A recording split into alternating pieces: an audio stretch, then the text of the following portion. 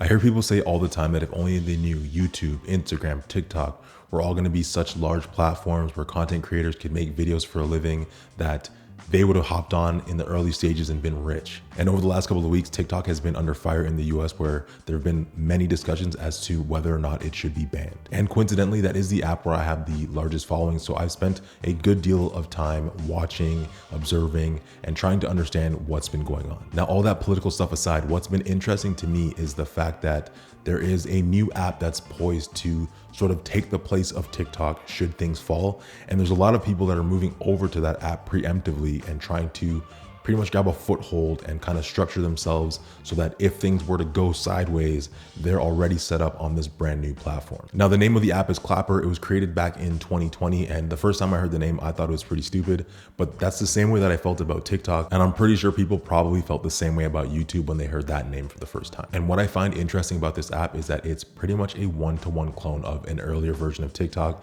And it does seem to be doing pretty well. I obviously don't have access to the statistics of how many new users they have and how many concurrent users they have on a daily basis, but it seems like with the news of TikTok potentially being banned, there's a ton of people that are moving over there. And the app itself isn't terrible. I mean, it definitely does need some work.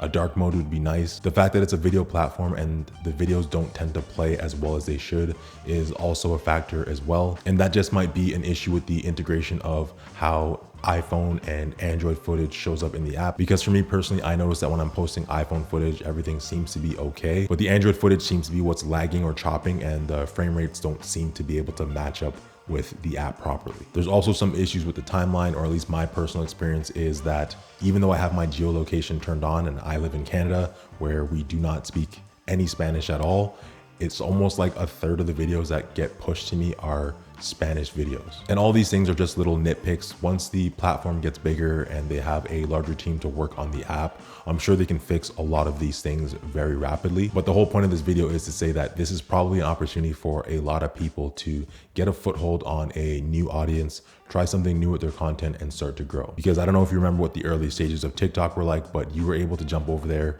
It was like the wild, wild west. No matter what you posted, as long as it had a hint of funny, people are going to be following you. And that's usually how a new app works. There's brand new users looking for brand new people to follow. And so they're very generous with those follows. And because the app is still pretty obscure, you don't have those larger personalities, the big TikTokers or YouTubers, etc., on there creating super high quality content. So this is a chance for the regular person or the brand new content creator to jump on there and start making a name for themselves. And the reason why I think that this is pretty cool is because it's essentially a no-lose scenario for the majority of newer content creators, in that you're able to jump over there, experiment, grow your audience, and hope that the platform ends up doing well and ends up, becoming one of the upper echelon social media platforms in North America or even worldwide.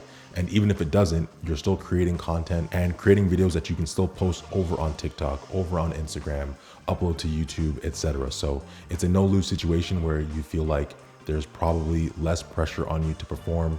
You've got less competition right now, so there's less fish in the pond, so to speak, and you can be that big fish. And so like I was saying at the beginning of this video, there's a lot of people that have that excuse of, if I only knew that YouTube was going to be this big, if I only knew that Instagram was going to take over or TikTok was going to blow up like this, I would have started creating content way back. It would have been so easy, and I could have been like Marques Brownlee, I could have been like Carter PCs, or whoever it is that you look up to as a creator. This is your chance. Jump on there while the app is still new, be that creator that the algorithm can trust, and just start gaining your influence. Either way, don't forget to like or dislike, sub if you want to come back. Regardless, it's been a treat. Much love as always, throwing up 2 of them, and I'll catch you guys in the next one.